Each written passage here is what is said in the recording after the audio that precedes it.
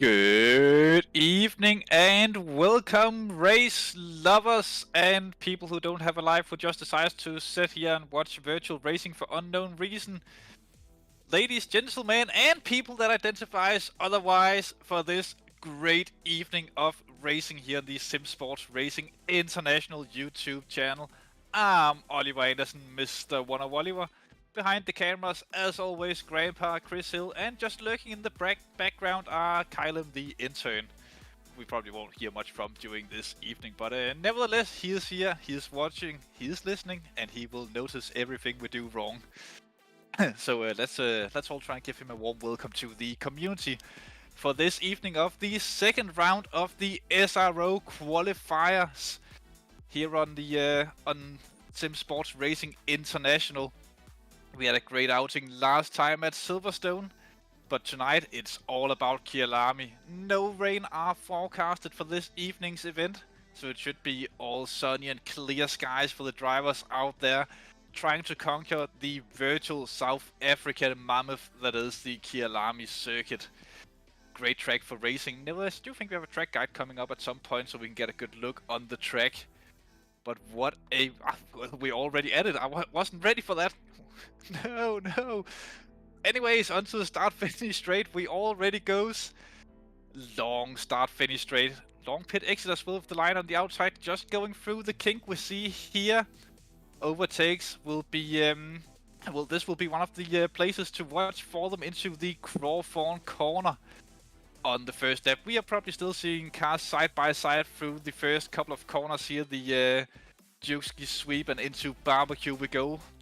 It's a corner with many different lines. We have often seen them go 3 wide coming out of that corner when we go racing here at Kyalami before the run up to the notorious right-hander of Sunset. Difficult corner to get right. Important corner to get right, as you can lose a lot of time by getting this one wrong and gain a ton by just hitting it just right and getting it out there. Clubhouse will be next on the opening lap. We are probably still seeing cars side by side at this point, but they will have to get themselves sorted before heading into the S's, the left-right combination. Not all cars likes the somewhat higher curbs both on the entry and mid corner of this, mid on the apex of the corner. Be careful of the exit there. Track cuts are placed for that. Another overtaking point would be Leo Cup that we're heading into now. The 180-degree corner that leads onto the back straight of the circuit, with Mineshaft being the first corner coming up here. Difficult corner. You can just about go too wide full throttle, but you really have to know what you're doing into the crocodiles. Difficult corner to get right. Braking different lines as well available in here. The overtaking line would be the dive bomb, of course, the huge send, before we go into the notorious cheetah corner with that sausage curb on the inside that we have seen many times catching people out before heading into the final corner of the track that I'm not even going to pronounce. Engiv, I think it would be pronounced. And that would be a lap of Kyalami. Yes, a little bit on the back foot there of getting stuff done. No, I totally didn't have a track map open next to me to have a look at the corner names, rounding that one up. But as I was saying, we raced at Silverstone last time out, and what a race we had. Especially the before the first round of pit stops, we had a lot of battling going up at the front of the field.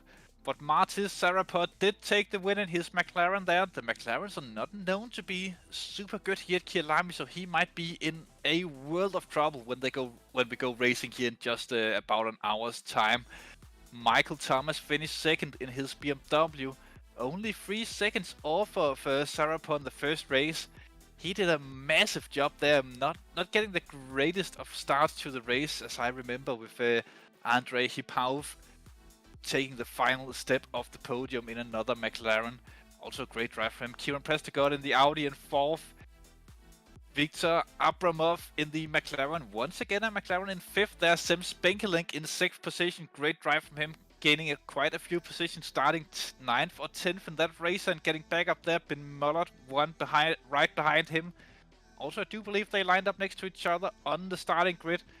Andrea Gudais in the Aston Martin in 8th. Nick Vargas, the Mode 11 driver in the BMW, the famous BMW, of course, of Mode 11 in 9th. And Chris Wissing rounded out the top 10 when we went racing at Silverstone.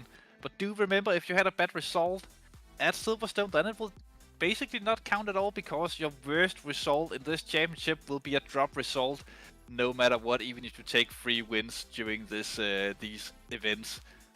Though highly unlikely that we'll see that. But that just means that everyone is still in the game. Doesn't matter if you finished first or last. In theory, you could be equal on points at this point. But if you did have a bad race at Silverstone, then this one will be very important to get right, as Kyalami will be the second and the penultimate round of this 3-race championship. Of course, we had Silverstone first, Kyalami second, then we'll be heading off to Japan and Virtual Suzuka for the final round of the championship. This evening we'll have just 45 minutes of racing for you guys out there, but don't be fooled, we still have the famous mandatory pit stop. Still, tires have to be taken in the pit stops in this event. Fuel is optional, but I do assume that most people will take the stop at the halfway point as usual and take half the fuel they need at the start and half after the pit stops. But with a just 45-minute race, the pit stop strategy does open up quite a bit, because it is unlikely that people will hit the drop-off point of the tire life before we reach 15 minutes left in the race. Obviously, depending on how aggressive the drivers are running their setups. We could see some drivers running full qualifying setups for the race this evening, as they have to change the tires anyways. So it might be an option, as well, you know that you'll have to change them, so why not just tear them up as much as possible when running, trying to get as much lap time while racing, at least for the first stint of this evening's race. We're actually very close to getting into qualifying at this point, which always surprises me when we get to that stage of the evening and we get live pictures, but nevertheless that will happen in just a minute. We see Kurt Peters out there. Hi guys, have a good one. Yes, you too. Glad to see someone enjoying the virtual racing here on the Simsport Racing International channel. And be noted out there, if you're on the Discord server, then tomorrow at 12 there'll be some spicy information dropping about the upcoming charity event. We don't know anything about it yet, or well, some people obviously do the top step of the admins, but only the toppest of top steps knows what will be announced tomorrow. Not even I knows what they will be putting out there. And if you do watch the races and you feel interested in joining us, then find us on Discord or the SimGrid. We are called Simsport Racing International on both. Join us there for well, most championships are coming to an end at the minute, as we're heading into the final round of endurance in just under 2 weeks. The weekend after Le Mans, will be racing at Zandvoort for the 6-hour race there. Great stuff there. Traction Thursdays are of course still a thing that goes on Thursday evenings with GT3s and GT4 cars going. I'm not entirely sure if the 2.4 series have been concluded at this point, as I haven't followed that at all, but I do think it is. But that's something to look forward to in the fall as well, probably. As well as the, of course, always famous GT3 Sprint Series, where we try to have a live broadcasting with cameras and commentary for both Split 1 and 2 of those events. So yeah, that's a good way to get involved in sim racing if you're up for it. Usually you'll find someone on your own level in those races to go battle with. If you do feel like joining us, then it's on Discord or the SimGrid. Obviously on the SimGrid you'll be shown a link to our Discord as well. Go have a look at the rules, say hi to the community, and people will very likely say hi to you again. And you're already onto a good start, even if you don't have a teammate for endurance. There's something called the team Tinder, where you can go try and find a teammate for that if you don't feel like doing them alone. And we are on with live pictures from qualifying here at Kyalami, following Andy King around. Didn't have the greatest of races in round 1. That will definitely be his scrap result. So interesting to see what he can do tonight in his PS UK Esports Ferrari. Do remember that what we are racing for in the championship, top 2 goes on to the SRO Grand Finals to represent the Simsport Racing International community. So a lot of pressure on these guys as we see them rounding the track for the first time out on their warm-up laps. Some good looks here already with the different lines through Leo Cup. Further down the field, one of the drivers last week's pole sitter, Arvin Ekale here, the Lebanese driver in the Ferrari, didn't seem to have the pace in the race though, but super quick in qualifying. No one was touching him there. Taking pole with about 2 or 3 tenths. I honestly can't remember, I probably should have noted that stuff down, but nevertheless, what a stunning lap that he put in at Silverstone. Let's see if he can do the same tonight at Kyalami. Obviously a very different track to Silverstone, but the Ferrari is still a very, very good car to have if you want to go racing for top positions and pole positions, of course, as we can already see on the mini-map that people are queuing up to start their first flying lap. On the mini-map for qualifying, there'll be yellow dots, white dots, grey dots, and blue dots. Grey dots means that they're on a valid lap, blue dots means invalid, yellow dots means that they're causing yellow flag, and white dot mean that they are moving slowly. Also, there'll be a red dot, but that's the car that we are following. So a little bit hard to see if they are on a valid or invalid lap. Usually Chris Hill will whisper that softly into my ears if I get confused about stuff like that. And that's how it goes. As Arbi Nikali rounds the corner, is he starting a lap or is he finishing one? I think he's starting one, but we'll see as he goes across the line. He is starting a lap, of course. I wouldn't be surprised if he managed to make it out and around to start it earlier. But nevertheless, Arbi Nikali, pole sitter of Silverstone, out there in the Ferrari through turn 1. He goes 3 and 4 as well. On board, we can see how he goes wide, taking the curve, then not taking the full inside curve. That different from driver to driver, using all the track available on the exit. Now up to the corner where we all get it wrong from time to time. Through Sunset he goes, just gearing down early on the throttle once again. Again using all the track braking just after the 50-meter board into the clubhouse. Just touching the inside curve, not using too much of it, as it does have a tendency to unsettle cars, and it is really high. Same goes for the inside here, that you can mount on the apex there. Mounts it again.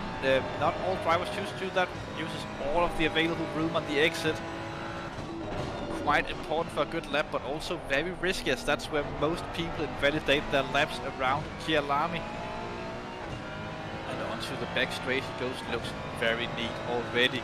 Andy King is currently quickest. As I say that, he is outdone by Prendergast in the Audi, but still on board with Arvin Nikale, as I do believe that we do get to see him around this full lap.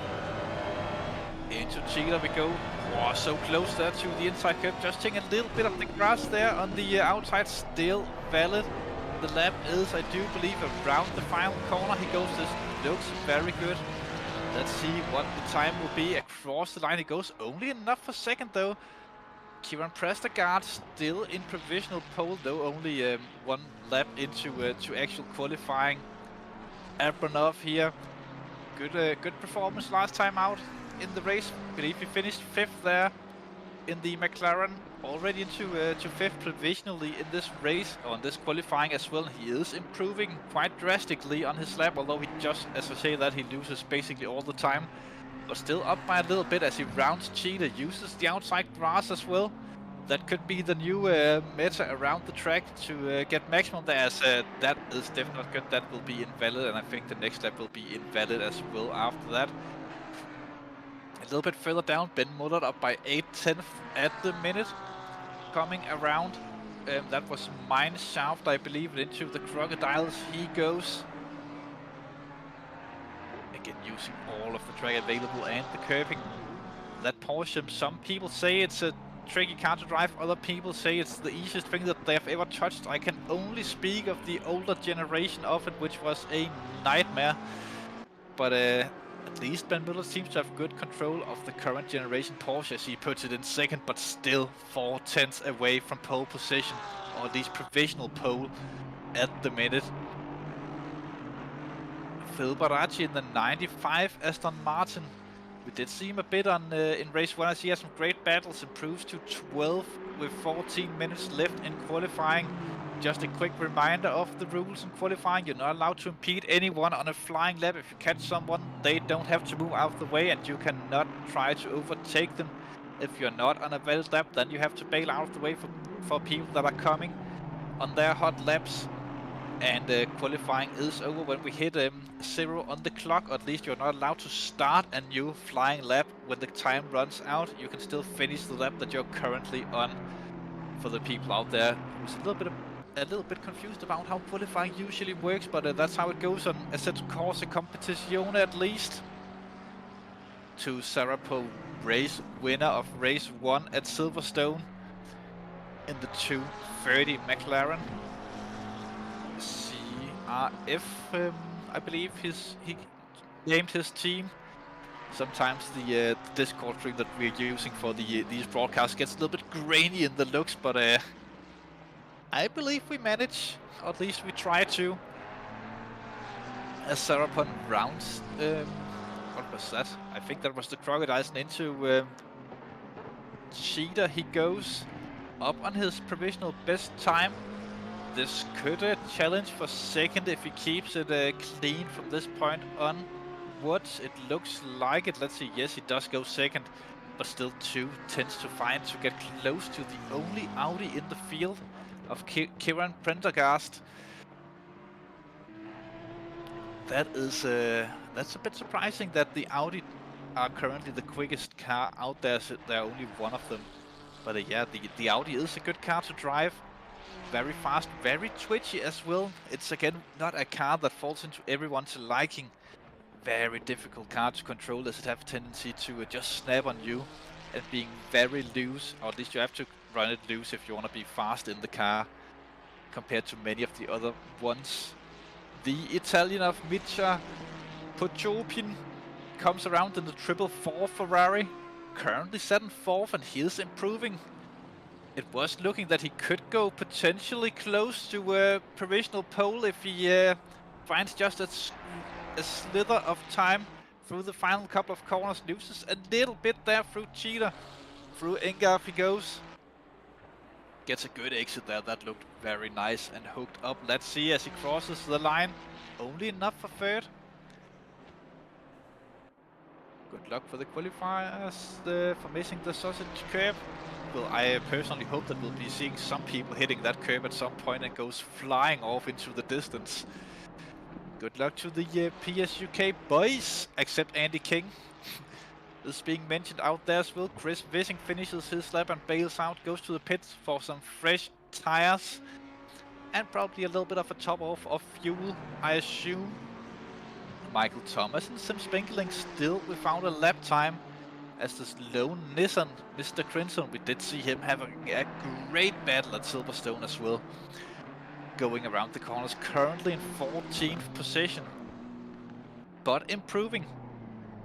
This could send him up a few positions in the starting order if he keeps it under control. Looks very wide. I'm not sure that's valid. I don't think it is as he goes across the line. It was valid up to third. 12th he goes Actually, up to 12th. I was about to say 13th, then not third. Not third, 13th. Totally what I was about to say, yes. Going around Prendergast, improving on his provisional pole time. Is he really going to shame everyone in the Audi? And put himself in a very, very good position, championship-wise at least, heading into the race. Finishing 4th in round 1, a good result here. Could thrust him up near the top of the championship. Though Saranpo, who's currently 7th, 2nd, are the championship leader, so that could become an interesting battle in the race, where they might have to work together to try and avoid causing any mishaps for themselves, sort of say. Look at that through Cheetah, looks so hooked up, not even using the grass on the outside, taking an as wide approach as possible through the final corner, which probably means that he's giving up on his lap and starting a new one. It looks like as he does start a new one there, with no improvement on the last one. The SRO Esports driver goes in there around the 100 meter board. They break into turn 1 of Kyalami, of course, a crawl form that would be. With the split cameras, as we can see the onboards as well, and the movements of the steering wheel. This is usually where we see the difference between the very top guys and the top guys, the smoothness of the wheel inputs. No sudden drastic movements. Very smooth on the turn-ins every single time. Just look at that. That is literally how you do it. Watching these drivers drive the cars around this track, I like watching painters, hitting the curb there. I like watching painters putting the first strokes of paint onto a new blank canvas that will eventually become a masterpiece. Although if you take the curves like that, then it will be an abstract masterpiece, of course, but nevertheless, Prendergast looks to be slightly down on his lap time. Michael Thomas have put a lap time. Simsport still struggling to get a lap time on the board, as we've seen Schubert also joining the server late. So Prendergast will probably be going for yet another lap. Goes for the wide approach one more time, as he probably knows that that lap was done for. Over the start-finish line we go again. Let's see if we can find some Spinkling on the map and see if he's on a valid lap or not. The Lamborghini driver, it should be valid at the minute. Also the only Lamborghini on the server, which is a bit surprising, as it is a surprisingly good car to drive. Probably because of the bad reputation the Lambo had from the original one. The Evo here is a much more enjoyable driving experience. Through Cheetah he goes, takes to the grass as well. Only Ingiv to go for Mr. Spinkelink of the Dark Sky Racing. On the run, let's see where he'll go with his first time lap. Only enough for 13th there from Mr. Simsport, a former champion of SSRI. At least the sprint champion. Comes across there, not the greatest of luck and endurance for him and his team, usually due to disconnects on the team that they are not performing too well. Prendergast once again looks to be improving, but it could just have been a bad first and maybe second sector that he had originally, as that's always where he seems to be picking up the time. Through the crocodiles and into Cheetah he goes. Little bit on the curb there on the sausage, but it didn't look to be too serious, as he does find time. Onto the start-finish line he goes. Lost it all there through Ingav, it looked like, but will it be a slight improvement? Yes, it will. Only by 20 thousandths of a second though, but into the 143.5s or 143.05s he went. Not the quickest times that we have ever seen around Kyalami. Invalid lap for Chris Wiening in the white BMW. Arbi Nikale, former or pole sitter from Silverstone. Can he do it once again? He looks to be on pace for provisional pole. Around the final corner, he went that didn't look to be the sharpest of exits, but let's see, across the line he goes second place, less than a tenth away from Prendergast, with 5 minutes remaining of qualifying. It is tightening up quite a bit at the front of the field, at least between Prendergast and Arvin Ekale. Sarenpo goes into the pit, so does Ben Müller and the Shuk Vavard to take fresh tires for a final run, going with absolute minimum possible fuel to make it around for these guys, likely. Following White, currently set in 12th position, slight improvement through the Crocodiles into Cheetah. Stays a fair distance away from the sausage curb there, he does. Having a little bit of a drink there. Remember to hit the like and subscribe button for anyone out there who enjoys the stream. And hit the bell as well if you want to get notified when we go live here on the YouTube channel. Stuart White jumped up to 8th there with his last lap time.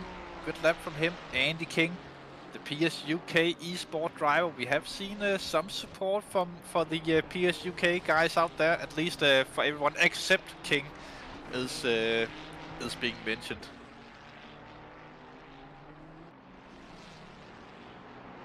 As he comes down through Mine Shaft.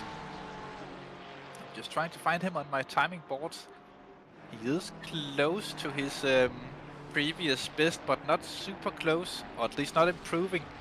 But he does have traffic ahead of him. And he just bails out on the lap there, as the traffic probably could have given him a little bit more room earlier. Abramov around in 10th at the minute. Currently 7th. He will be trying to improve that, of course.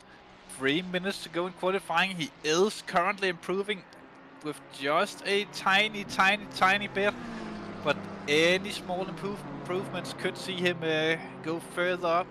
See the divs count prediction equal 4. Well, you do know, Mr. Vegas, these are the absolute top of the drivers that we have here, so 4 is a little bit of a high number, but you never know. You never know. I'm not going to put money on anything, as Abramov comes across the finish line, only jumps up to 9th there. Michael Thomas as well across the line, up into 4th position there for the BMW driver. He is one of the drivers to look out for championship-wise, as he does have potential for a good run at this. After a very good first round of the championship, finishing 2nd there at Silverstone, which obviously puts him into 2nd in the championship as well after 1 round of racing. 2 minutes still to go. Mr. Phil Baracci down in 16th position. He does have a lot of ground to make up if he wants to get near the front. But you never know what these drivers can do. He is currently improving on his fastest lap though. And the guy who's improving the most at the minute, but from 16th he looks to be improving enough to put himself into that 14th spot, and a big jump in time from 14th or from 13th to 14th at the minute. Ooh, getting a little bit wide there, but goes around, not improving anymore. But starting another lap, this will be his final lap, as he doesn't have enough time to finish this one and start another lap. While we have been away, Arvin Ekale have squeezed in and taken provisional pole position, and he is currently stuck in the pits or have returned to the garage, so his lap time will be the final time from him. So Arvin Ekale currently on pole position. Will he make it 2 in a row? That will be interesting to see. Misha Melis following him around, improving a little bit on his current best, not too much though. Lost a bit there. Kieran Prestergaard, the only driver who, well, one of the drivers who could challenge for the pole, coming around the final corner. He will have 1 more run at this if he have time, or at least if he has fuel for it. Across the line he goes. nothing there, and he brakes and bails off. Not enough fuel for one more from Mr. Prendergast.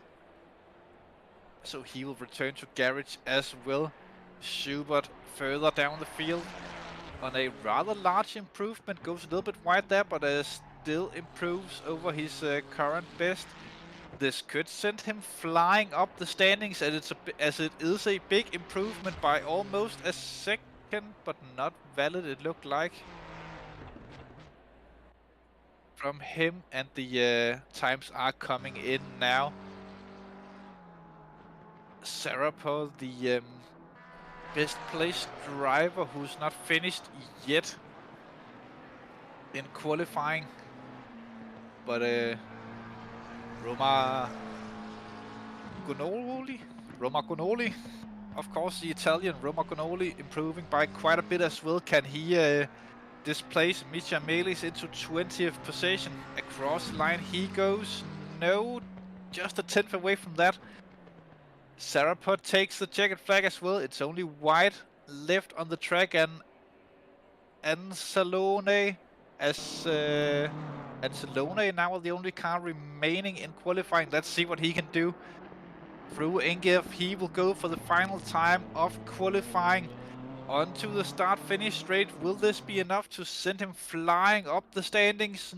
No, doesn't look like it, as that was qualifying. Wonder if Arbi Nikeli can keep his fast quali pace into the race this time. Dropped back quite a bit at Silverstone, he sure did, and then have a little bit of a strange issue there with a curb on one of the laps. It just looked like the car all of a sudden bottomed out on the curb there at Silverstone for him.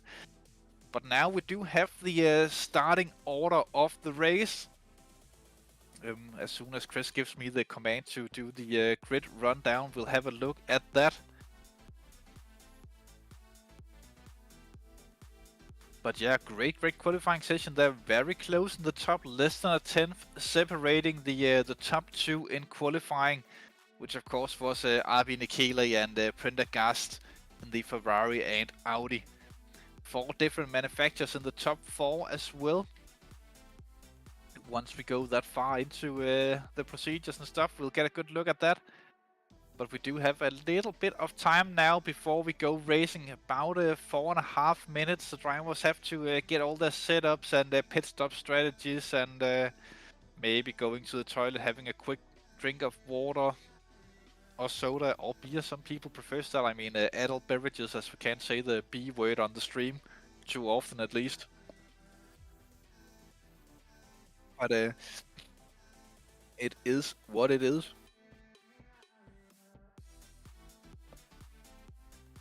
If you're out there on YouTube watching, put your predictions in for who's going to win this evening's event. There will be nothing on the line except for personal honor, of course.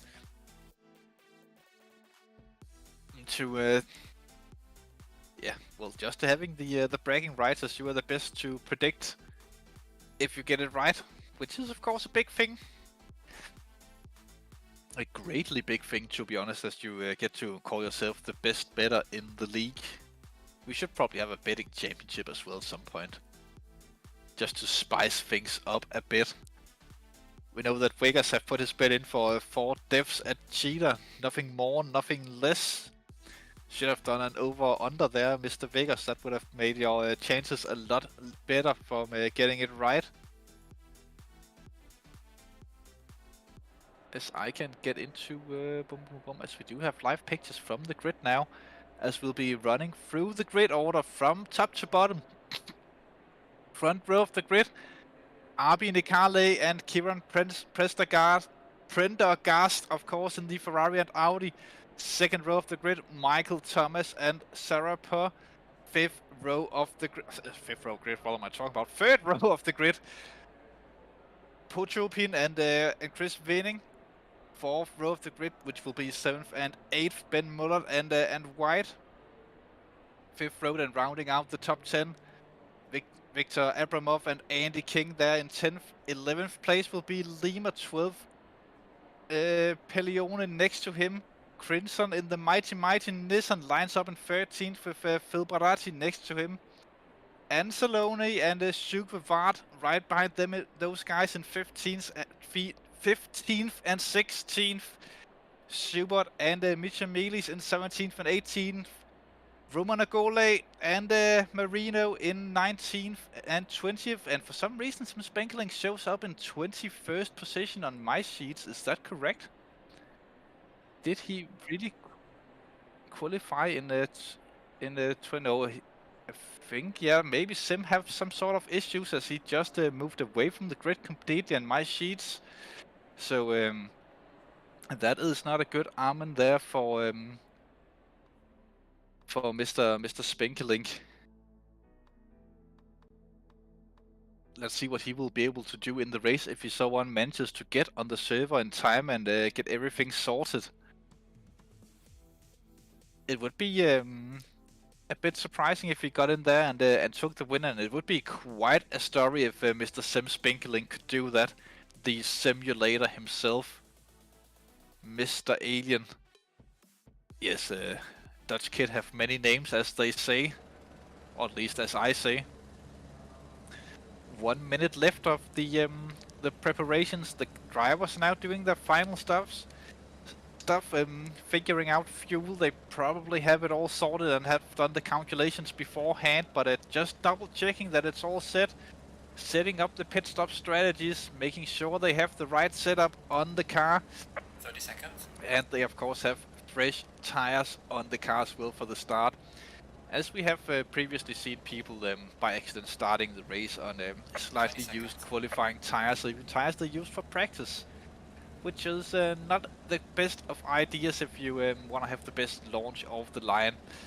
10 seconds. And for strategy as well. Some drivers also have a tendency to forget get to put race fuel in, but nevertheless, we are about to get the drivers onto the formation lap, led by Abi, Nikale and Prendergast, as they have been given the command to start rolling, I believe. Yes, here we go. And the virtual fans goes wild, waving their flags, looking very, very tensely at the drivers as they start the formation lap. Trying to get as much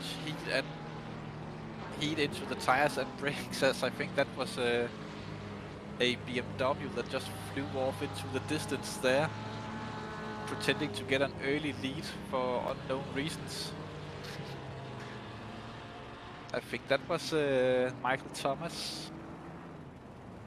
But yeah, nevertheless, he just showed the other guys where he wants to be. After lap 1, Sim have rejoined the server and seems to be starting from the pit. Same goes for Schubert, it looks like. No, Vegas, we are not about to give that command yet. That's a bit early though. But the two drivers electing to start from pit. I think Sim is starting from the pits due to the connection issues, but Schubert might have just forgot to press the... Stop taunting me in the chat.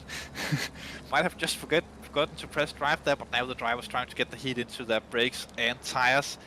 Trying to figure out who's next to them. They probably have had a good look of that over the 5 minutes they've been stuck on the grids. Trying to imagine what their opponent drivers will do into turn 1, where they will brake. What if they try this move? What will I do? What if I get a bad start, he gets a good one? How do I defend it? What will happen to him and him?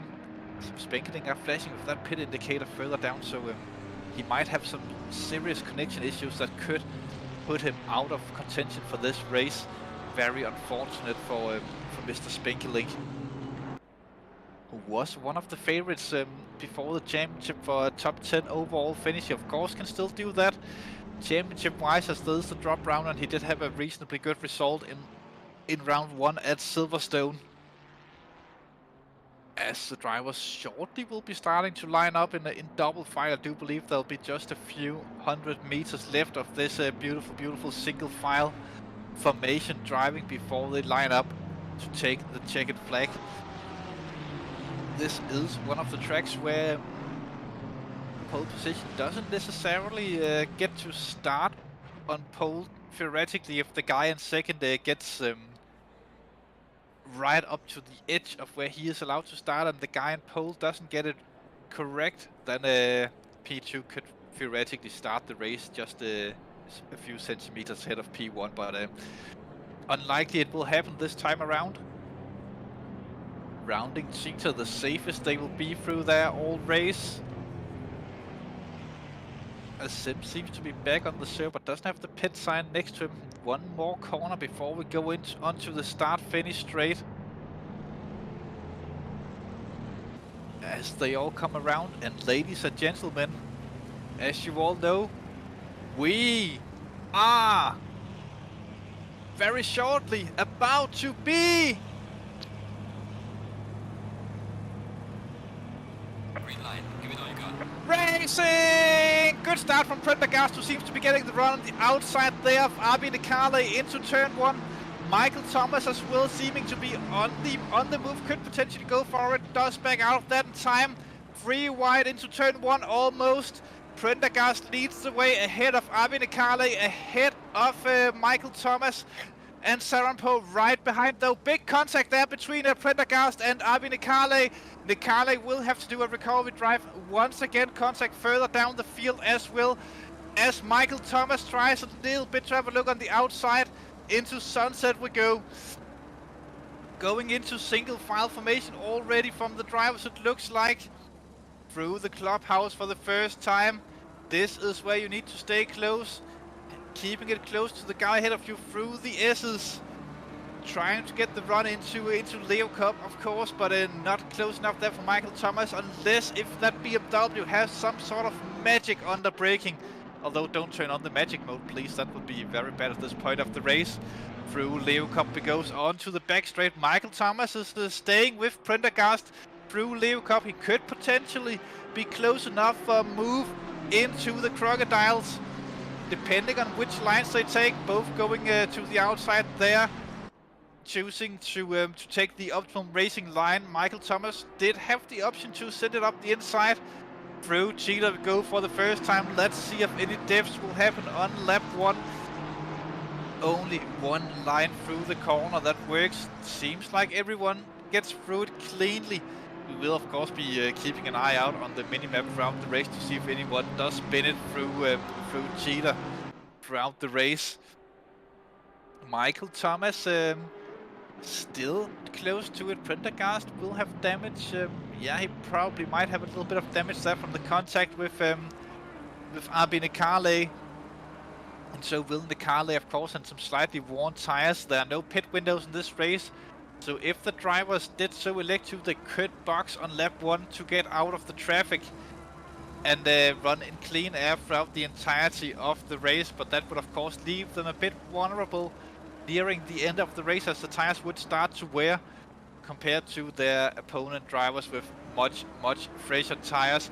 Further down the field, Arbi Nikale did manage to get going, get in 8th position. Didn't go too horrendously bad there in the lap 1 contacts. Already applying a lot of pressure there to Ben Mullert.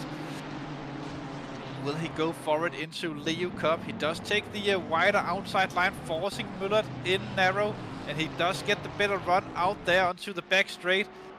Will he try it down into Mineshaft? Doesn't look like it, but he will probably have the overspeed coming into the Crocodiles. Outside, inside, where does he go? He chooses the inside there. Ben Mullert does see him leaving the room, and Arbi Nikale takes 7th position away there from Ben Mullert. Next up from Arbi Nikale will be Abramov in the McLaren, just a little bit further up the road. Abramov also in getting very close there to put your pin ahead of him. Prendergast takes fastest lap early on in the race, of course. Still a long way to go. Andy King into the pits on lap 1 or lap 2. I wonder if that's tactical or if he has some sort of issues, as Abramov tries the move. Doesn't seem to get it successfully done there on put your pin for 5th position, just rounding out the top 5.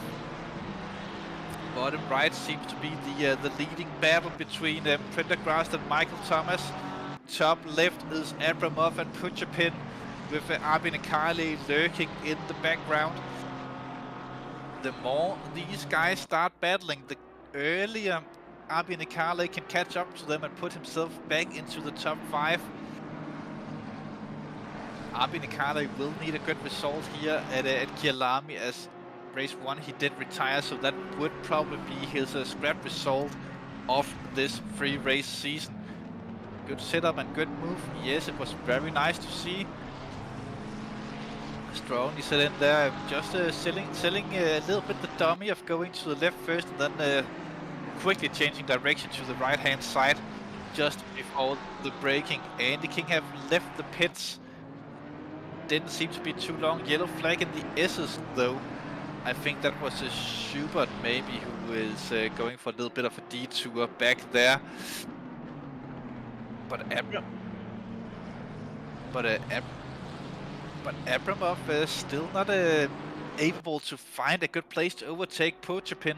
Not that surprising, as the McLaren have traditionally not been the strongest car around Kyalami, but of course we have seen McLaren specialists doing quite well with the car around here, but it does lack top speed, and that could be the big issue for him to try and get the move done, as Prendergast is under severe pressure from Michael Thomas in the bottom right hand screen.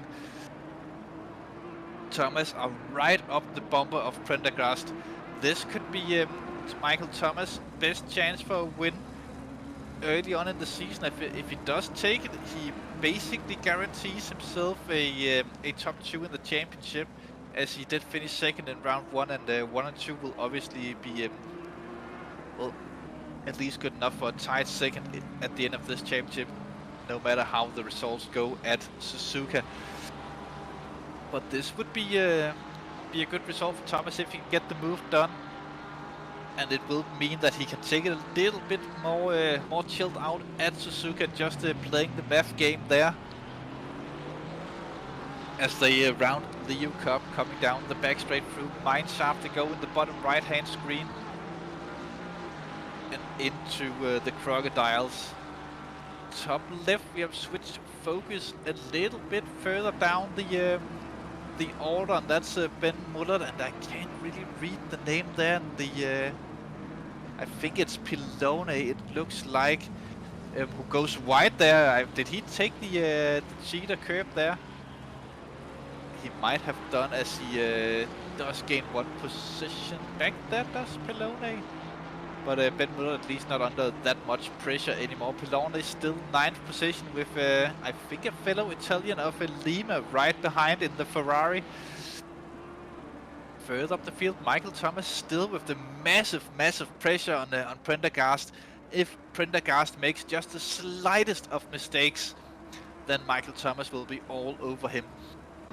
At this point, we all know that the Audi is a twitchy car, and a mistake-prone car to drive, difficult to keep control of for whole race duration. But nevertheless, we know that Prendergast is a top driver with a lot of skill and a lot of confidence in what he's doing. So yeah, he probably, if someone can do it, then he is probably one of those guys who could do it. But as we can see on board here from Michael Thomas in the rear view camera, then Sarapon is not that far behind. Race winner of round 1, Abi Nikale stealing a fastest lap in from 6th position at the minute, as he already made it past Abramov, of course, but he's looking for Pochapin in not that long, as he'll try to catch up to him. This will be a race where it'll be interesting to see who goes for the pit stop when. An undercut could potentially be a good strategy, as you get that 1 lap with super fresh tires compared to your opponent with less fresh tires later on in the race, or at least as the pit stops happen. But you do run the risk of getting out in traffic, although most drivers are still in this very long train that stretches basically from first all the way down to roughly 13th at the minute, I would say. You could say to about 8th or 9th as well, but yeah, it is what it is. From the roof of Prendergast, looking back at the cars behind, we haven't seen that much overtaking action yet in the race, with Michael Thomas there taking the fastest lap on the last lap of this race, or last lap driven in the race on lap 4, that would have been. So Michael Thomas is applying the pressure and pushing that BMW up there against Prendergast at the lead of this one. I was just noticing, I don't think that Chris Vickers is on the server. unknown reason, and we have dropped to just 19 drivers still in the race. No, not Chris Vegas, who am I talking about? Nick Vargas is the driver I was talking about, but I don't think that he have been here all day, but a bit of a shame as he did take a top 10 in round 1 of this championship. I think that the drivers we have lost, I think Simsport are one of them. Anyone in the YouTube chat who knows the 2 other drivers that we have lost, put it in there. Chauffeur Vard is also no longer on the server. Very unfortunate for him. I hope nothing is wrong there physically for him, as he is still recovering from last year. Horrible situation. Yes, it's Vard that left. Yes, we know that. It's Vard and Spinkelink. Thank you, Mr. Vigor. So maybe YouTube chat is a little bit delayed actually, and we're a little bit ahead on the Discord over the YouTube. Still no position changes, but Prendergast, even though that we expect him to have a little bit of damage on the car, does manage to take fastest lap of the race, as the top 3 are slightly edging away from winning in 4th. Will be playing the long game, of course, and just hoping that someone will be making a mistake further up the field and he can sneak into to the top 3. Arbi and Carley have caught up to the rear end of the train. It's Pochapin directly ahead of Arbi and Carley now, and could potentially at some point in the near future go for the move ahead of Pochapin. Then it will be Chris Vinning, and then of course the top 3 drivers of Prendergast, Michael Thomas and Soropa. Did he get him then? No, he didn't. But Nicarle now having to try, Arbi Nicarle now having to try the move on a different Ferrari, same place as on Ben Mill. No, doesn't go for it this time around. But looks like he can take much tighter lines than Pochapin in the other Ferrari. Through Cheetah we go, both drivers keeping it safe there, although Pochapin goes a little bit deep and puts 2 wheels in the grass. This time Michael Thomas also seems to be a little bit closer to Prendergast over the start-finish line. Will the slipstream be enough for Michael Thomas to go for the move? Doesn't look like it. But will it be for Arbi Nicarle, as he also gets very close down the first straight into Crawford? We go not close enough either there from for Arbi Nicarle, but he will try and apply the pressure all the way around the next couple of corners. I keep forgetting, I think that's Barbecue that's they just rounded. I do believe it is. And then on to Sunset, as we see the top 3 going through Sunset, and Serapon have been dropped a little bit by Prendergast and Michael Thomas there up in the front. Meanwhile, Arbi Nicarle really close. Not the easiest thing to do, driving a car so close to the car ahead, as you do have a little bit of third year. Arbi Nicarle on the inside into the S's. Not a traditional place to go for the move in tight races like this, but it did freak Pochapin out enough that he can go forward into Leo Cup. He goes on the outside of Pochapin. Will he brake early and try for the cutback, as we saw on Ben Muller? He tries to it, but Pochapin did read it very well. But very close into the slipstream. Arbi Nicarle will go.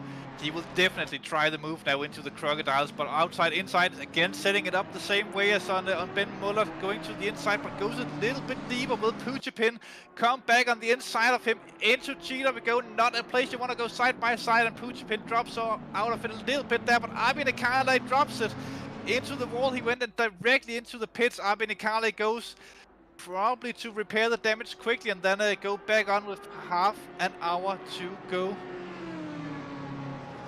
Lima into the pits as well.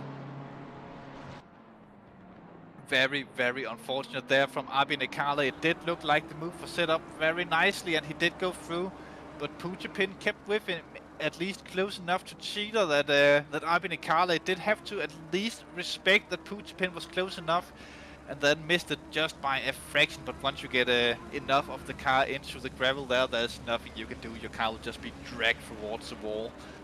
And that's basically what happened to Mr. Arbi Nicarle there. Very unfortunate. But we are into the point of the race where potential pit stops could be done. We are within the window of reason for it. at this point. A good amount of cars goes into the pits here. Arbin Nikale, Lima.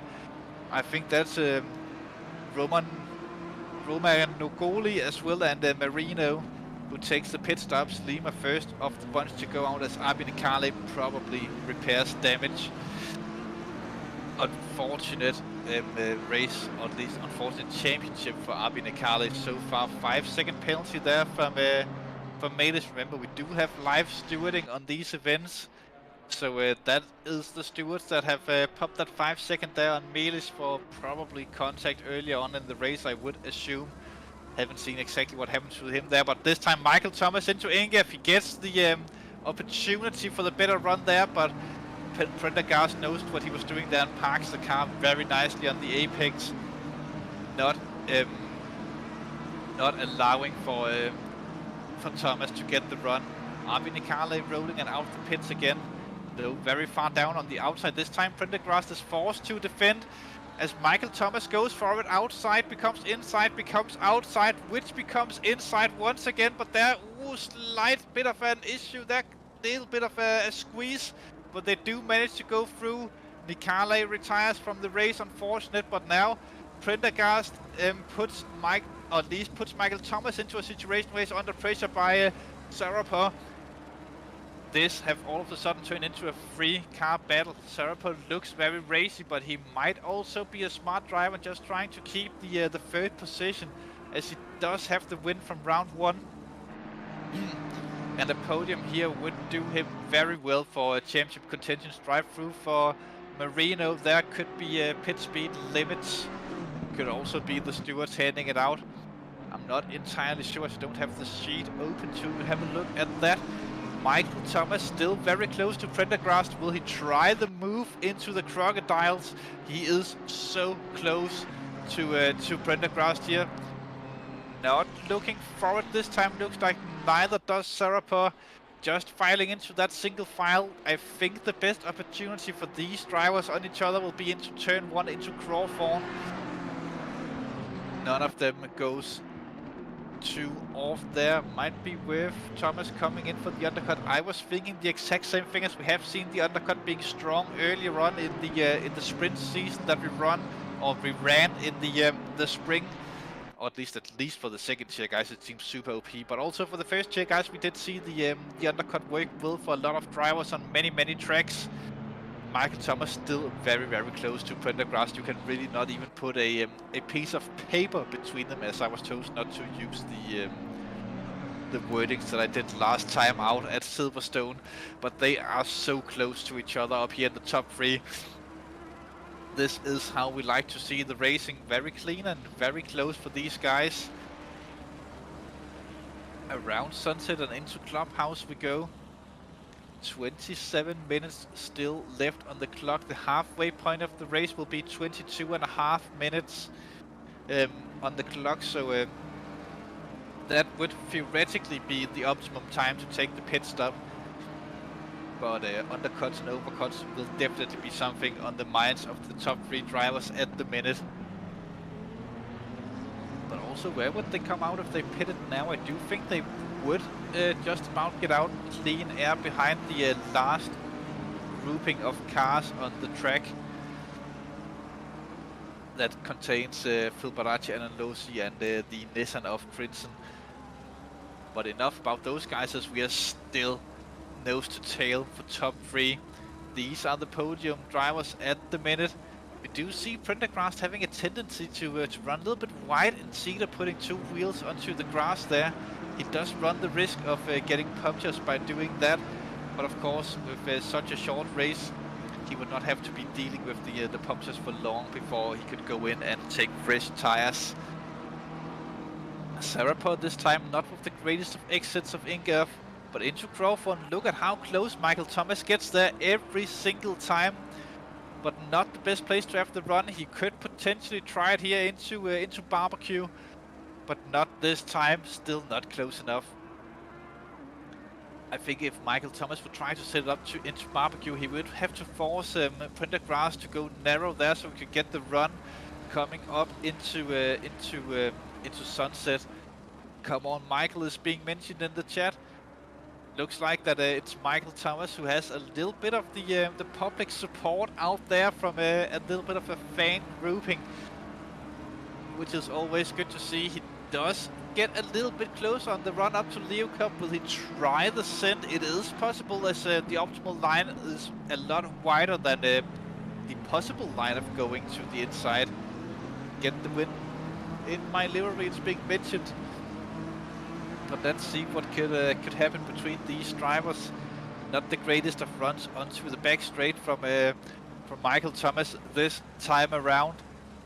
Through the Crocodiles, the BMW does look a little bit better under braking than the Audi, and the McLaren also looks surprisingly strong under braking on this track. All three cars running as close as possible to it. We see Sarapov going into the pit there, trying the undercut on the two front runners. We are Michael fanboys. Good to see, good to see. Sarapov trying the undercut strategy. Will it work for Sarapov?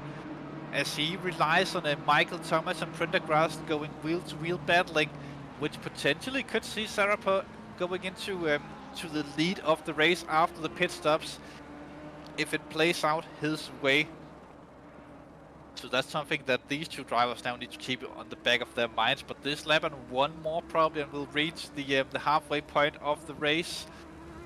So this lap and the next one will probably be the laps where we see the final 9 drivers making their pit stops. The 9 drivers who are still yet to come in for the stop. Hello, Multi 21 UK. Oh, Multi 21, I guess. Ciao. YouTube chat is going great. Remember to hit the like and subscribe button if you're anyways just out there sat watching on your device or computer or whatever you're watching at. Even if it's a telepathic connection to our broadcast. Try and see if you can telepathically hit the like and subscribe button out there. And do hit the bell button as well for notifications. Looks like Melis got himself a stop go 30 penalty, probably when he was saving the drive-through, I would assume. And an additional 5 for contact someplace. Not the race of Melis so far. Crinson also with the 5-second penalty further up. Andy King is in the frame at the minute. Oh, what was that? I think that was Prendergast who dove into the pits there, which means that this will be a very, very important lap for Michael Thomas. He needs to give it everything this time around. It is hammer time for the Brit. He needs to do a better lap now than Prendergast will do on his out lap, and better lap than Sarapov as well, who's also putting the hammer down further down the grid. Michael Thomas, though, in very close battle at the minute. Oh, not Michael Thomas, what am I talking about? That is that's Andy King and Phil Baracci, of course, with White not too far behind also in that battle group. But what Michael Thomas does now could be very race decisive.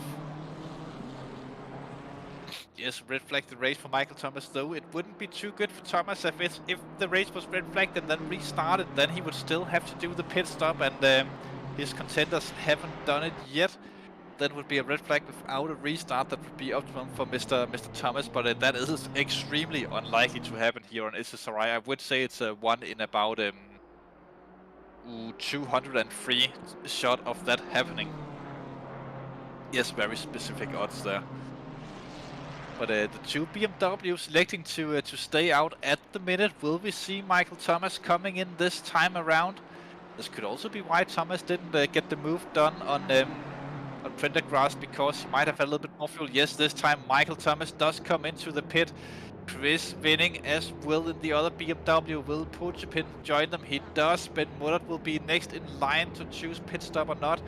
Mullard comes in as well, so only Anna Salone having not pitted yet. But he's not even at the pit entry yet. Bottom right hand camera are the provisional lead, we should say, of Sarapov and the McLaren behind, and Prendergast in the Audi ahead. Hard to say whether or not that Prendergast opted to repair the probably small damage that he got from the contact with Abhi Nekale earlier on in the race, as we do seem to have no, Adalosa also takes a pit. Schulbert are the only one not to stop yet, but running in 10th at the minute, unlikely. Let's see, here we go. Michael Thomas have dropped from the jacks and exits the pits, but further down the road we see Prendergast coming with a lot more speed, so does Sarapur. Let's see what will happen into turn 1. It does look like Michael Thomas have the lead into turn 1, and the lead by quite a margin as well. That must have been a super time pit stop there. He must have hit the markers exactly as he was supposed to, and the braking into the pit lane right on the spot. Michael Thomas takes the lead of the race with Kieran Prendergast behind him and Sarapur in 3rd position. This could be very exciting coming to into the final round of the championship if this result will hold till the end.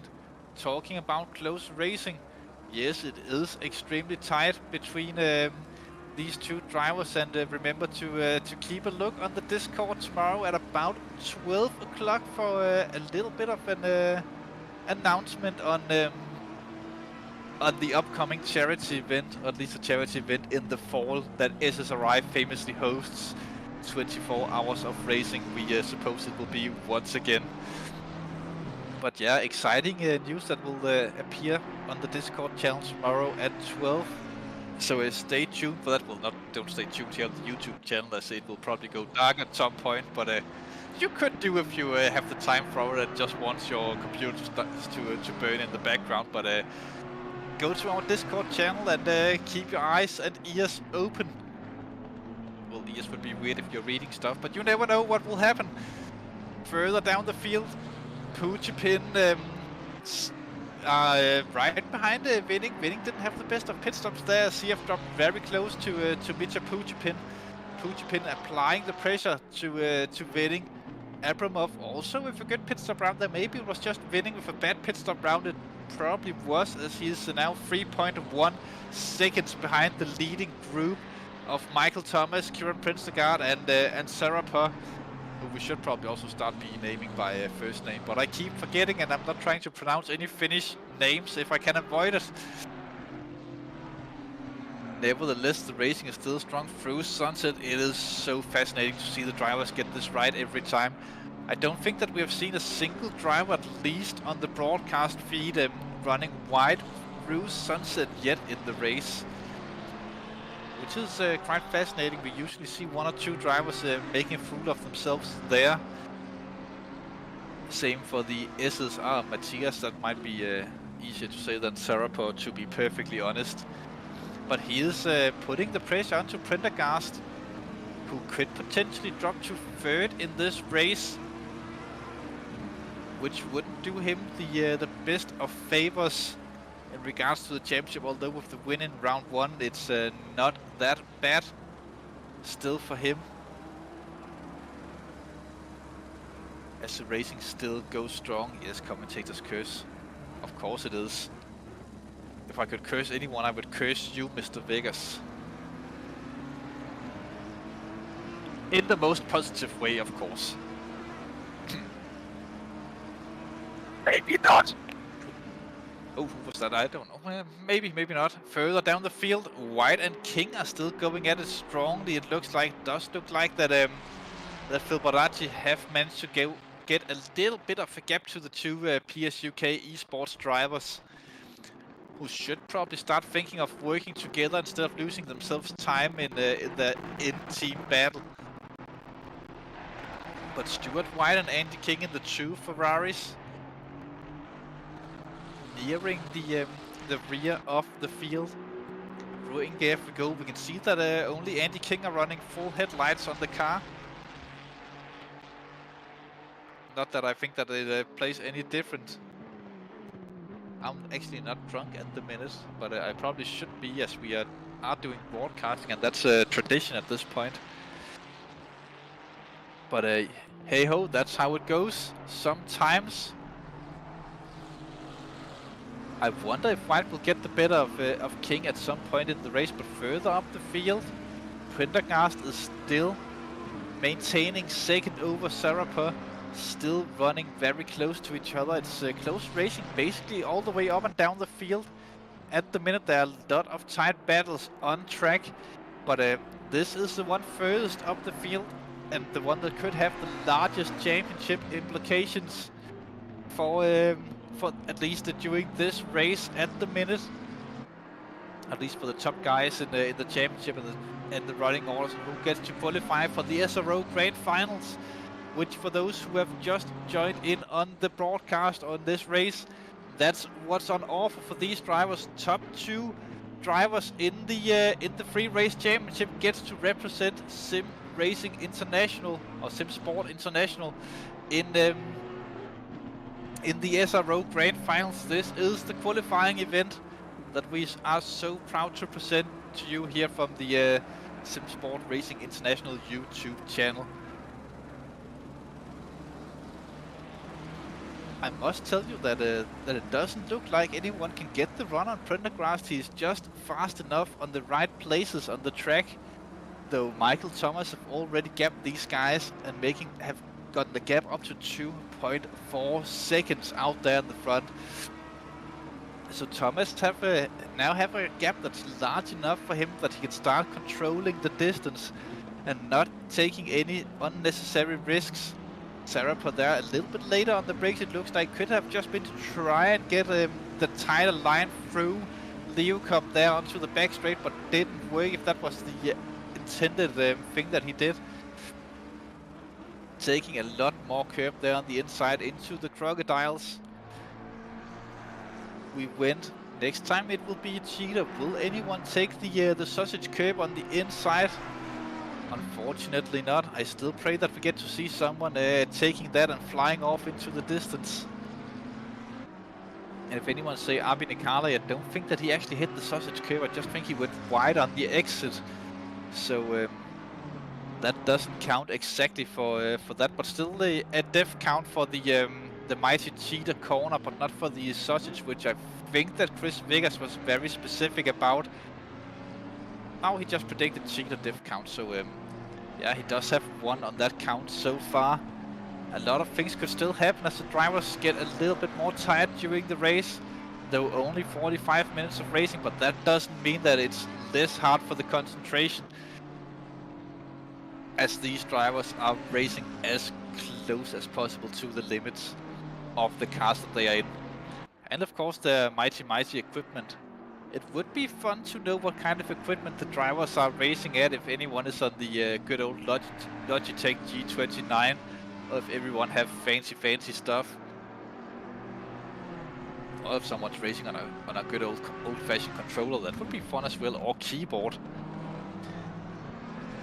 ZX and arrows, that would be ultimate. I think that should be a penalty that the stewards could hand out 2 laps of keyboard driving. That would make everything very interesting and super spicy, but maybe not the best for the actual quality of the racing. People having to fetch a keyboard ASAP to avoid it. There was a back marker there, I think, that got out of the way very nicely to allow the battle for second to continue. 3.2 second gap from Michael Thomas to Prendergast, and 3.3 from Chris Wiening up to Mr. Sarapa in third. It does look like the Sarapa might just be playing the mathematical game here and being sort of like the Alan Prost driver, being the professor of the race, as he knows that a third place will be a very good result for him. But the thing is that that third would drop him in the championship standings, as Michael Thomas would theoretically overtake him, obviously depending on how scrap results will go, as Thomas did have the second place from round 1 of the championship. So that could be interesting for them. Prendergast finishing in 4th in that one, so he's a little bit in need of good results here at Kyalami and at Suzuka in the final round. We could potentially go down to a points tie in a free race championship, of course.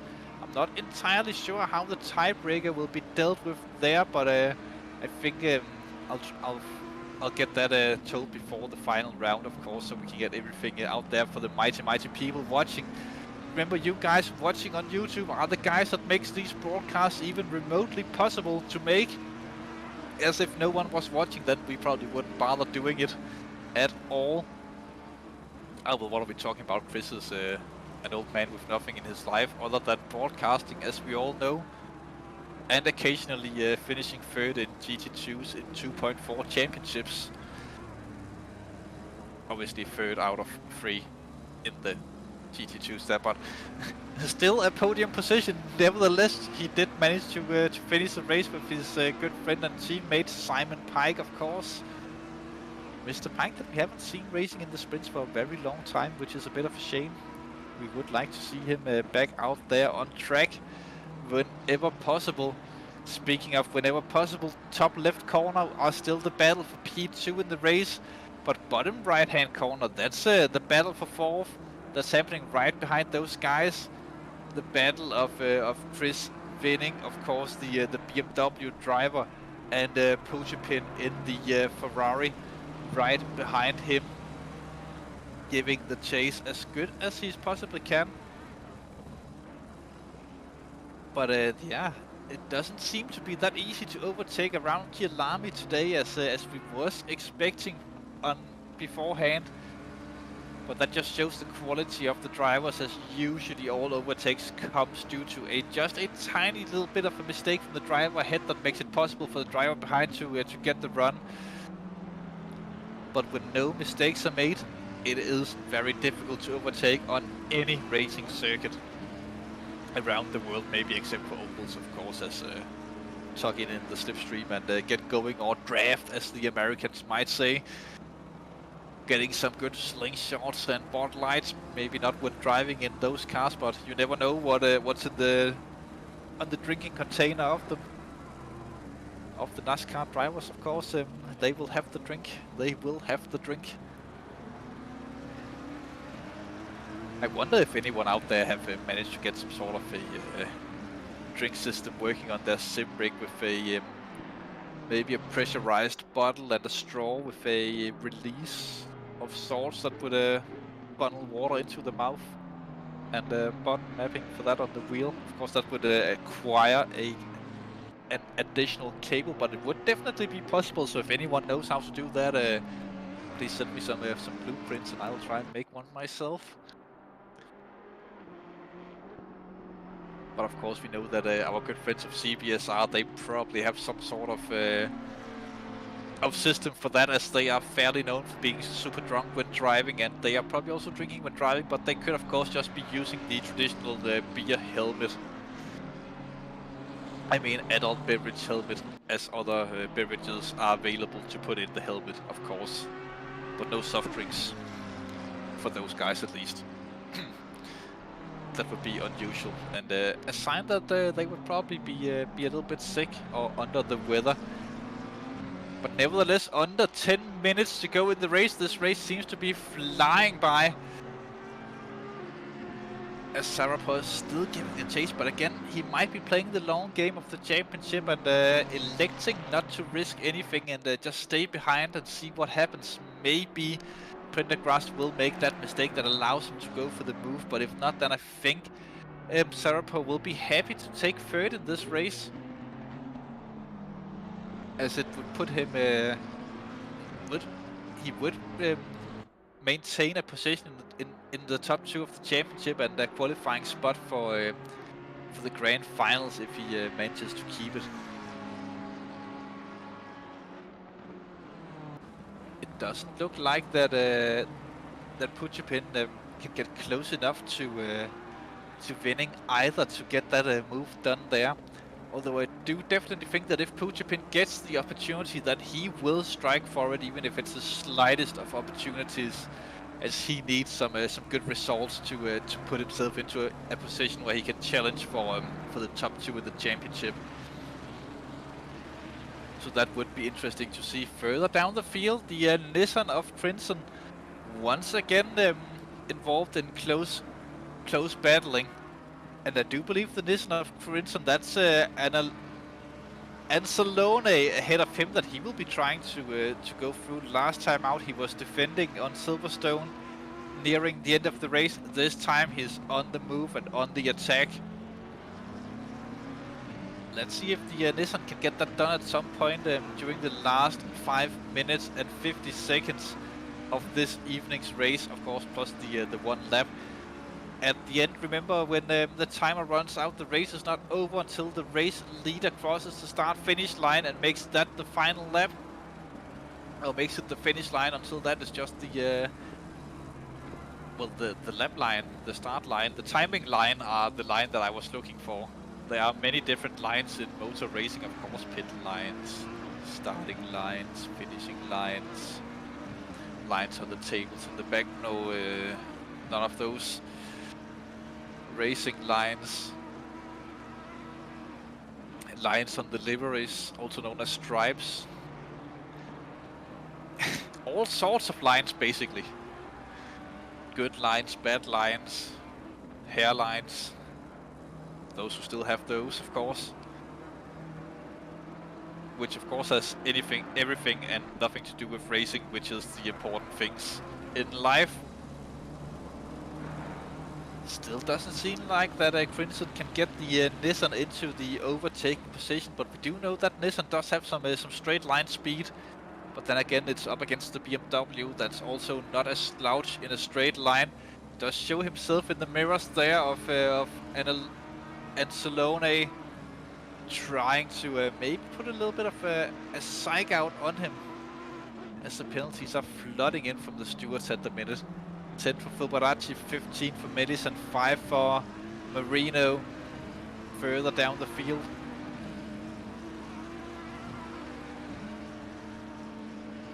As Sarapa seems to be dropping a little bit back from Prendergast.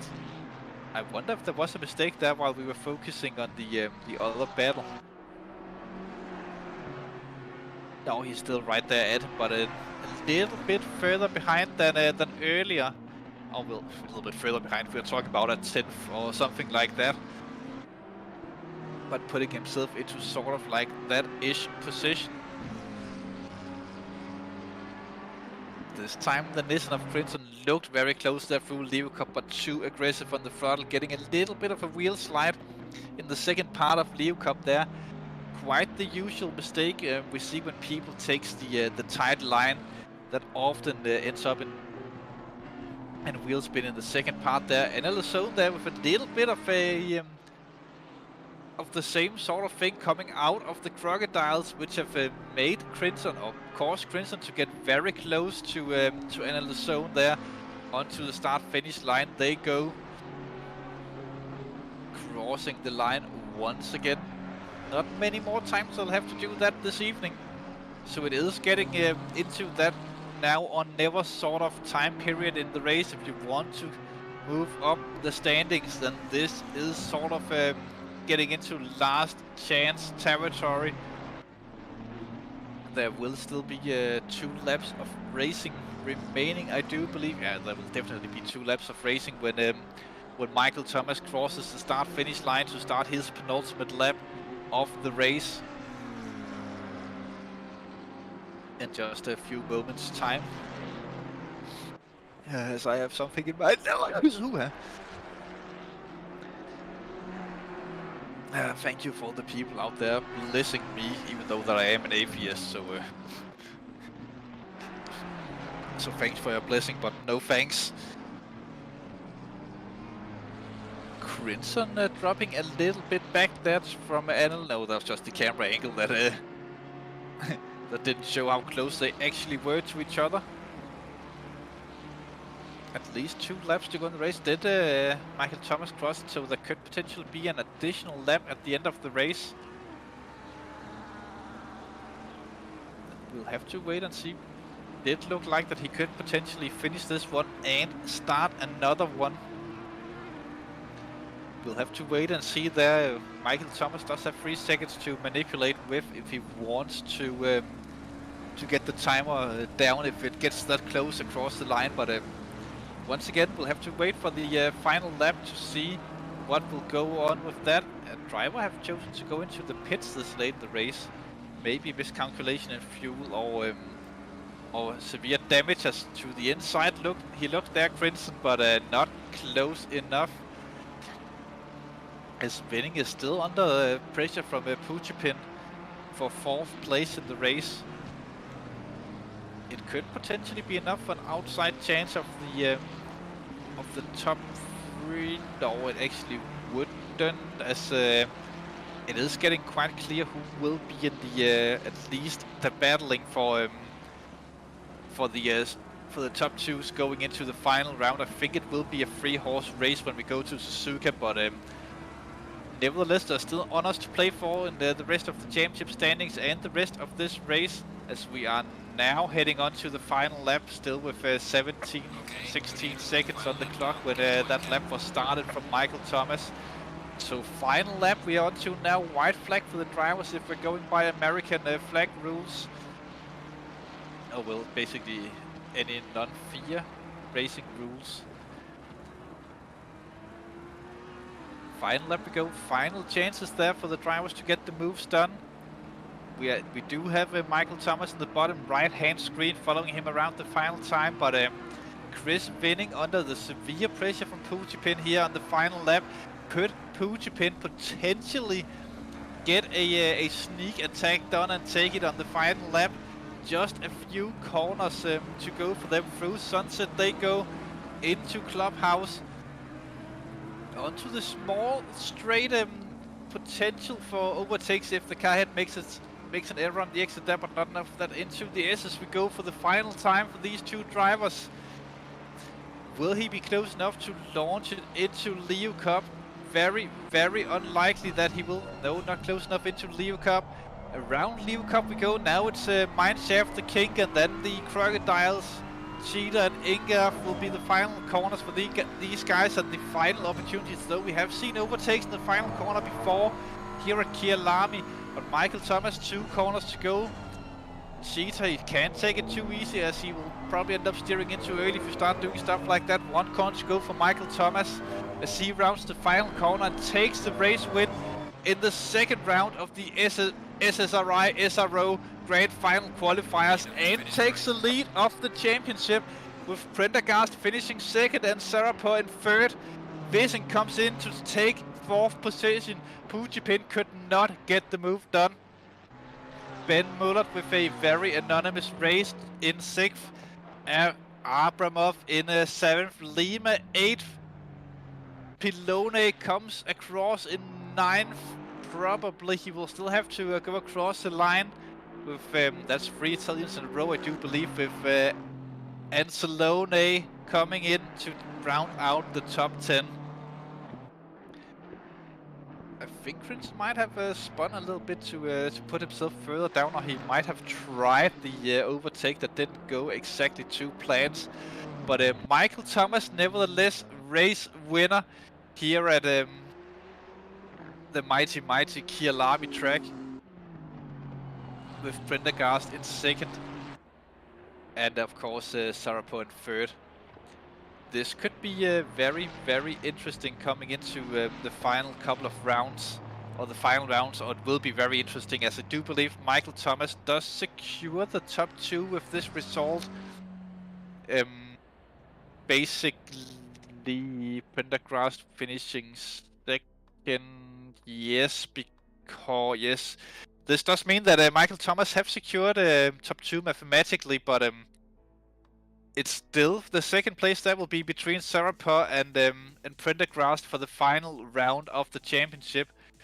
It does mean that if Prendergast will want to qualify, he basically needs a win in the final round, and optimum Sarapur would have to finish third, as second would tied for points with the drop round, as we are joined in the commentary booth now by at least 2 of the top 3 from the race. So Michael Thomas, congratulations on the win, and as I do believe mathematically secured top 2 in the championship.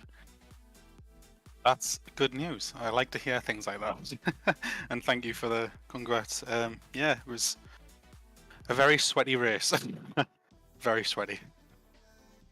Yeah, we did see early in the race with Prendergast, he might have got damage from a contact with Arbine Carley, but very precise driving from Prendergast, meaning that you couldn't really get anything set up there. Was that frustrating to see that Prendergast just kept hitting all the apexes and corners?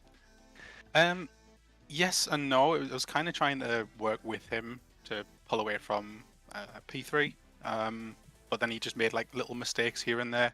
So, but it wasn't enough of a mistake to make an overtake.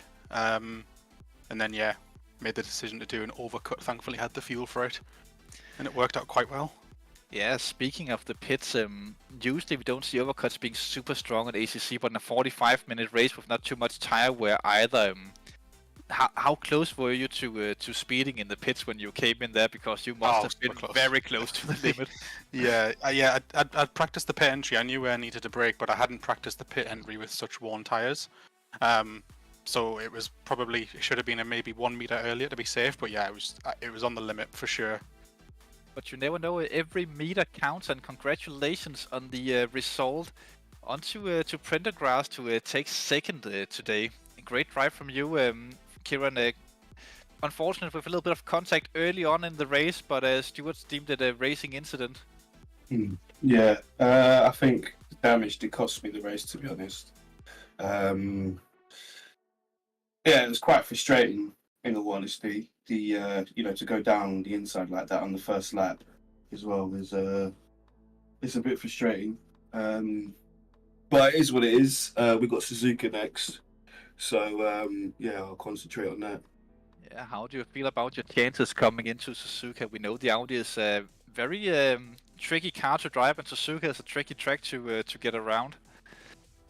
Yeah, I mean the car is obviously probably not one of the fastest ideally, so I took a bit of a gamble going into the championship driving the Audi, but ideally because I'm competing in SRO, I wanted to stay in the same sort of car. But hopefully Suzuka should be a bit better. Yeah, and mathematically speaking, Thomas have secured a top 2 in the championship, but you and Sarapov will be very close coming into the final round, and will be battling it out for second. Mm-hmm. Do you reckon that you can that you have the car to do it there? Of course you do, as you are racing for it. But yeah. So obviously a lot of prep went into SRO for Suzuka. So yeah, I'm pretty much prepared as it is to go into the next race. Hopefully for a win. So you'll just be vacationing for a week. Yeah, so yeah, I won't be vacationing. Obviously, I'm going to still put in the work to make sure that I secure the win. So I'm just going to, just get my head down and hopefully have no incidents in turn 1 again. Yeah, because that's something that could potentially sway the championship in the final round. Of course, we know Michael Thomas will go racing as well, just to cement the champion or the top 2. But will that be something that you think about coming into that race, that an incident could potentially cost you the qualifying? Potentially, but obviously it's racing. It's what comes with racing, ideally.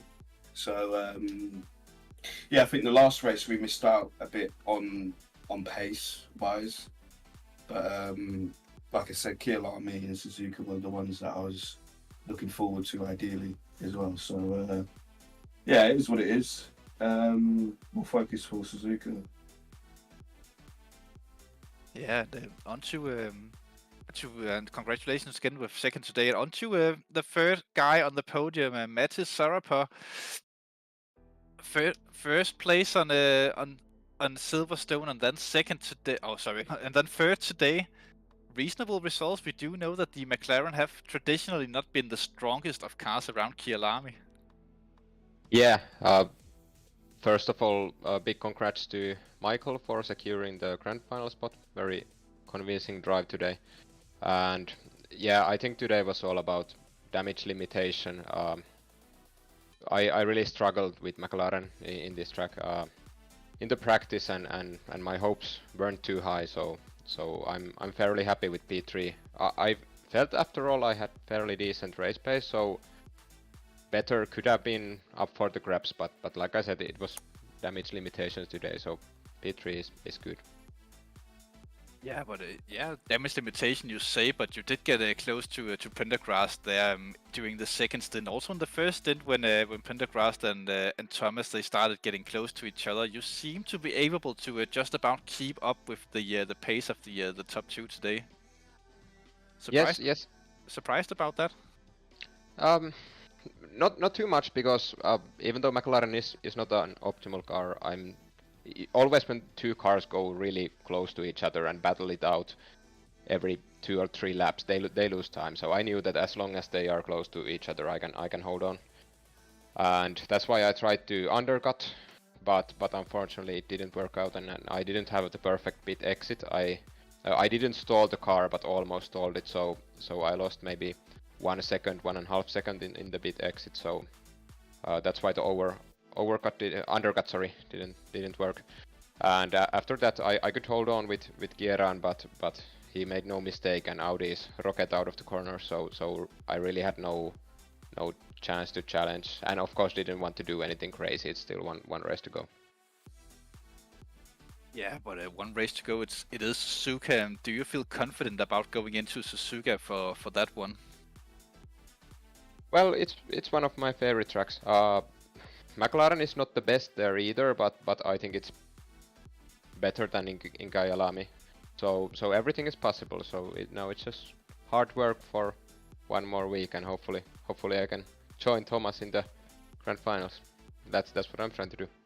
Yeah, because we actually still don't know the tiebreakers of the championship, and that could be something that potentially actually could get in the way of Thomas. But I do believe that it should be. It's my math that says that he's secured, and I do believe that it is correct at the minute. But what you would need to do to get it, basically just beat Prendergast, and it should be done, or hope that he will finish lower than second. Then it should also be, or lower than third. Then it should also be secure. Will you be keeping an extra eye out for Prendergast at Suzuka? For sure, yeah. He's my main rival now, and also I think we should not forget Andrei Hipov. He wasn't in the grid today, but because of the drop round, he was third last time. So if he gets the win, well, I don't know the tiebreakers. Yeah, he could potentially with a win actually, but that could become very interesting coming into the final, depending on how the other results pan out and how Thomas will perform as well in Suzuka. It will be very exciting when we get there. Yeah, really looking forward to that. It will be an interesting race all the way to the end. Now that we still have all of you in here, quick question for all of you guys coming into the final race: who's winning it? Vinen. none of the guys at the top are going to win. I think there's going to be a big crash. They're all going to drop down the order, and then someone that hasn't won a race is going to win. That's how it's going to be. That would be interesting. And that was the words from Kyalami. I have been Oliver Anderson, Mr. One of Oliver. Behind the cameras have been Grandpa Chris Hill, as always. And we have had our intern, Callum lurking in the background as well. Only one thing left to say, and that is see you all next week when we go racing for the championship finals. Have a good evening and take care.